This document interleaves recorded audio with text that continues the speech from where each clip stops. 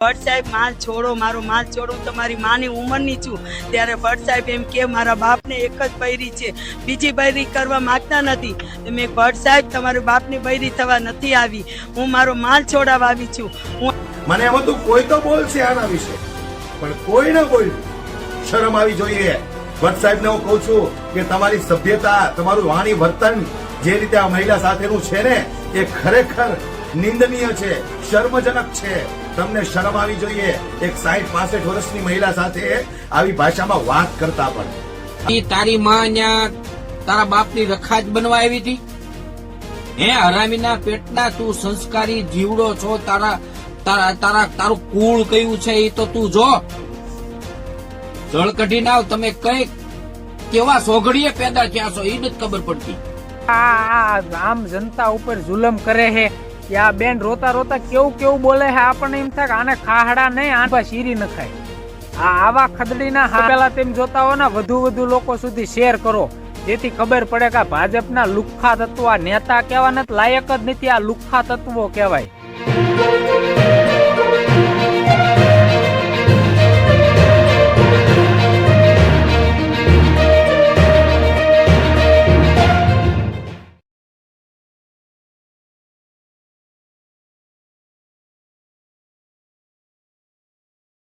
અમે રોડ પર ધંધો કરીએ છીએ, બરોડા નાકે.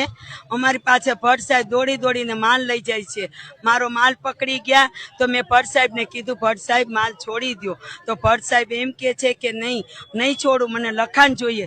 પણ એવા કાયદા નથી હજી લગી નીકળ્યા કે 300નું સ્ટેટ પેપર લેવરાયું, એના પર લખાણ કરી પછી મને માલ છોડી દીધો. મેં ભટ્ટ સાહેબ માલ છોડો, મારો માલ છોડો. હું તમારી માની ઉંમરની છું. ત્યારે ભટ્ટ સાહેબ એમ કે મારા બાપને એક જ બૈરી છે, બીજી બૈરી કરવા માંગતા નથી. તો મેં ભટ્ટ સાહેબ તમારા બાપની બૈરી થવા નથી આવી, હું મારો માલ છોડાવવા આવી છું. હું આટલા વર્ષ 30 વર્ષથી મારી જવાનીથી ગડપણ આવી ગયું, 64 વર્ષની થઈ. મારી આમ કોઈએ જોયું નથી. બધા મારા ભાઈ બાપ બધા હતા, પણ અમને બધાએ સપોર્ટ આપ્યો છે, પણ આવા ખરાબ શબ્દો બોલ્યા નથી.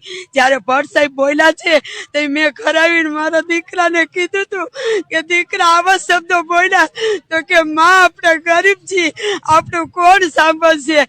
આ જગ્યાએ મોટા ઇન્સ્પેક્ટર હોય, પીએ હોય, અધિકારી હોય કે મોદી સાહેબ હોય, એની માને કોઈએ કીધું હોય તો હું તમે આખી દુનિયા હલાવી ન દેત. પણ મારો દીકરો જયારે ગરીબ હતો ને, અને મારો દીકરો કાંઈ કરી શક્યો નહીં. પણ મારું એટલું જ કહેવાનું છે કે ભટ્ટ સાહેબને અહીં તમે બોલાવો, અને ભટ્ટ સાહેબને મારે માફી નથી મગાવી એટલું કઈ. ભટ્ટ સાહેબ આજે હું છું, કાલે વાર મરી જાવ, પણ કોઈ અધિકારી આવી બેની દીકરી ઉપર આવું નહીં બોલતા. એ ગરીબ છે એટલે પેટ માટે ધંધા કરે છે ને, ખરાબ તો ધંધા નથી કરતા ને.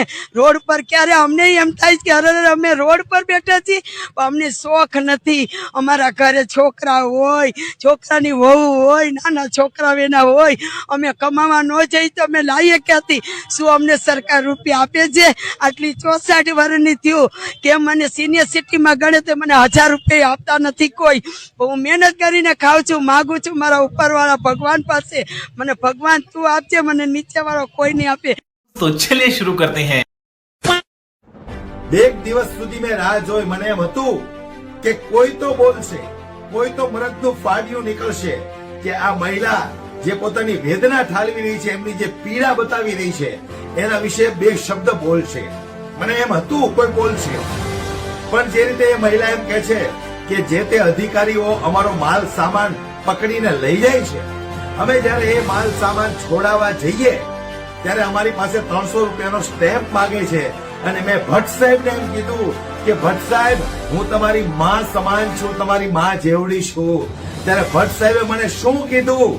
આ ભટ્ટ સાહેબને ખાલી એટલું કેવું છે કે સાહેબ તમે અત્યારે કોઈ એક પદ ઉપર બેઠા છો, તમે અત્યારે કોઈ એક પદ ઉપર બેઠા છો, એટલે અમે પણ તમને કહેવાથી મજબૂર છીએ. જો તમારી પાસે કોઈ પદ ના હોત ને તો આનો સારો એવો જવાબ અમે તમને આપે. પણ તમારે પણ થોડી મર્યાદા જાળવવી જોઈએ. ખરેખર તમારી માતાની ઉંમરની આ મહિલા છે, એ મહિલા સાથે તમે આવું વર્તન કરો છો? આ સંસ્કાર છે તમારા? આવું તમને ઘરમાંથી શીખવે છે? આ જે શબ્દો તમે આ મહિલાને કીધા, એ તમારા ઘરની કોઈ મહિલાને ખબર પડે કે મારા હસબન્ડે અથવા મારા પપ્પાએ એક મહિલાને આ શબ્દો કીધા છે, તો 1 મિનિટ માટે વિચાર કરજો કે એના દિલ ઉપર શું ગુજરશે. શરમ આવી જોઈએ તમને. એક મહિલા સાથે તમે આવી ભાષામાં વાત કરો છો. મને એમ હતું કોઈ તો બોલશે આના વિશે, પણ કોઈ ન બોલ્યું. શરમ આવી જોઈએ. ભટ્ટ સાહેબને હું કહું છું કે તમારી સભ્યતા, તમારું વાણી વર્તન જે રીતે આ મહિલા સાથેનું છે ને, એ ખરેખર નિંદનીય છે, શર્મજનક છે. તમને શરમ આવી જોઈએ એક 60-65 વર્ષની મહિલા સાથે આવી ભાષામાં વાત કરતા. પણ આ તો તમે કોઈ પદ ઉપર છો એટલે અમે લોકો મજબૂર છીએ, નહીતર સાહેબ તમને અમે જવાબ આપવામાં પાછી પાની તો ન જ કરીએ. क्या बात है सर, क्या बात है सर, क्या बात, ये बात है. બોલો લ્યો, આ જળકઢો આહારો કેટલો નખોદના પેટનો કહેવાય. આ ભટ્ટ છે, બ્રાહ્મણની ઓલાદ છે કે નથી મને એ નથી ખબર પડતી. અને આને કોણે ન્યાય અધિકારી બનાવી દીધો છે? એક બુઝુર્ગ મહિલા એના માલ સામાન માટે આજીજી કરવા ગઈ અને એને ખાલી એટલું જ કીધું કે હું તમારી માં જેવી છું એમ. આ નરાધમે એને કેવો જવાબ આપ્યો કે મારા બાપને એક જ છે અને ઈ મારે ઘણી છે એમ, બીજી મારા બાપને નથી એમ. તો ઈ તારી માં ન્યા તારા બાપની રખા જ બનવા આવી હતી? હે હરામીના પેટના, તું સંસ્કારી જીવડો છો. તારું કુળ કયું છે એ તો તું જો. જળ કઢી નાવ. તમે કઈ કેવા સોઘડીએ પેદા થયા છો એ નથી ખબર પડતી. ખરેખર સુરતની પબ્લિકે અને ગુજરાતની પબ્લિકે આનો વિરોધ કરવો જોઈએ. આ એક માનું અપમાન છે. મોદી સાહેબની માનું અપમાન જયારે થયું હતું, એને તો લાઈનમાં ઉભા રાખ્યા હતા મોદી સાહેબે તો એમના માતાજીને. તો તેમ છતાં એમનું અપમાન થયું ત્યારે આખું ભાજપ નીકળી ગયું હતું. માતાજીનું અપમાન છે, માતાજીનું અપમાન છે. તો આ તમારી માં નથી? હે, કેમ કોઈ વિરોધ નથી કરતો? અને ઓલા ખદડાઓ બે નીકળી ગયા છો, મહેશ મારું અને ઓલો અમિત આહિર. આ તમારા સુરતમાં જ બન્યું છે. આ તમારી માં સમાન નથી? હે, આવા જવાબ દેવાના છે? અધિકારી દરેજાનો માણા જો આવા જવાબ દેતો હોય ને તો એને બરતરફ કરવો જોઈએ અને તરત જ તે છે ને એને જાહેરમાં ઊંધો ટીંગાડીને કોશ ભરાવવી જોઈએ.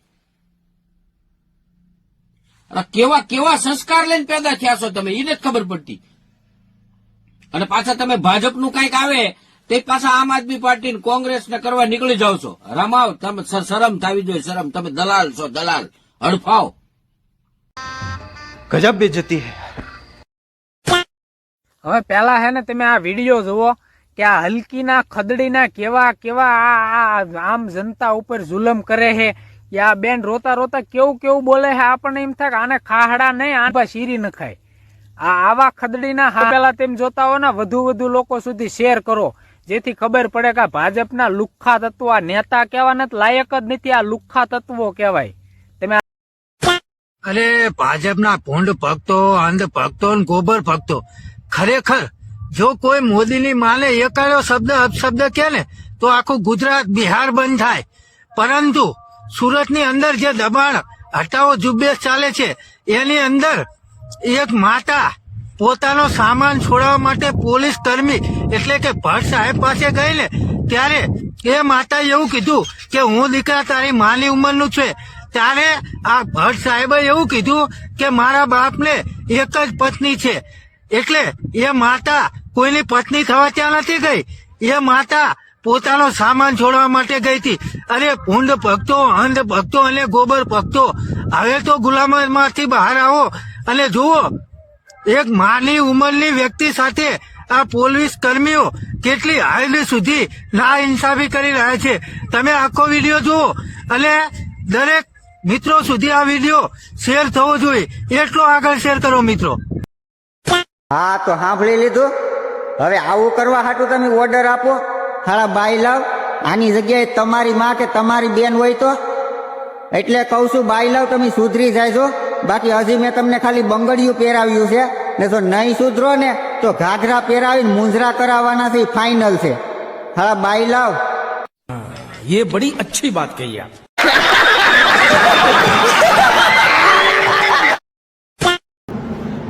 સુરતમાં કોર્પોરેશનની કામગીરી ચાલુ થઈ ગઈ. પાથાણાવાળા લારી ગલ્લાવાળાનો ઉપાડી લીધા. હવે આ કાકા 400-500 રૂપિયા કમાવાવાળા હોય દાડાના, હવે એને તમે ઉપાડી જાઓ, ધંધા બંધ કરી દો. એક તો ટકે ટકનું બિસાડા કરતા હોય, એની પાસે 20,000 ને 30,000 ભાડું ભરવાના પૈસા ના હોય તો એ શું લેવા રોડ ઉપર ધંધો જ કરે. આ બધાની વેદના જો ઉપરવાળો એકવાર સાંભળી ગયો ને તો તમારી દશા શું થાય તમે વિચાર્યું નહીં હોય. એટલે હેરાન ના કરો નાના માણસને, થોડુંક સમજો. आज के लिए फिलहाल इतना ही. आपकी तरह मैं भी मायूस हूँ, लेकिन उम्मीद पर दुनिया कायम है. दिल दुखा है लेकिन टूटा तो नहीं है, और उम्मीद का दामन छूटा तो नहीं है. इसलिए आज के लिए इतना ही.